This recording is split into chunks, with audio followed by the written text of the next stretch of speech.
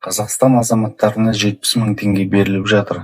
Тек сілтемеге өтіп, ЖСН жазсаң болды. Ақша түседі. Қазір бүкіл интернет шулап жатыр. 1949 мен 2010 жылы туғандарға үкімет ақша таратып жатыр екен. Бұл хабарламада айтылғандай, сізге ешқандай құжат жинаудың қажеті жоқ.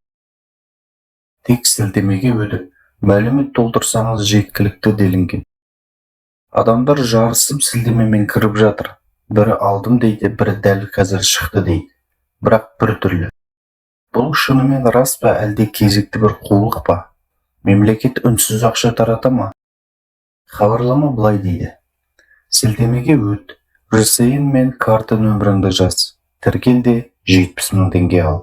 Оқисың да оңай екен ғой дейсің. Тіпті кейбіреулер мен алып қойдым деп комментарий жазып қойған. Оның бәрі рас па? Кім біліпті? Бұл жаңалық еш жерден ресми шыққан жоқ. Сілтемеге кірсең бір түрлі болып кетеді. Үкімет сайты сияқты емес, бірақ ішкі дизайнына қарап тіркелгің кеп тұрады. Сұрайтыны ЖСН, карта нөмірі, артынан SMS пен код келеді. Бұл жаңа нәрсе емес. Алаяқтар жұрттың аңғалдығын пайдаланады.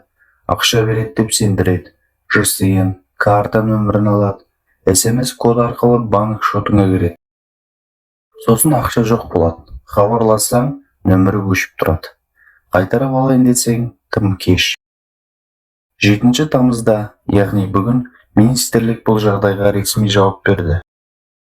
1949 мен 2010 жылдары туған азаматтарға 70 мың теңге төленеді деген ақпарат жалған.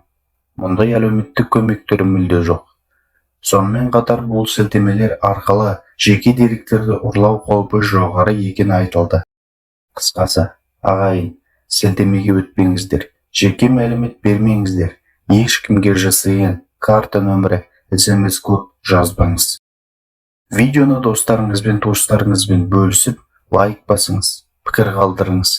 Аман болыңыз, сақ болыңыз.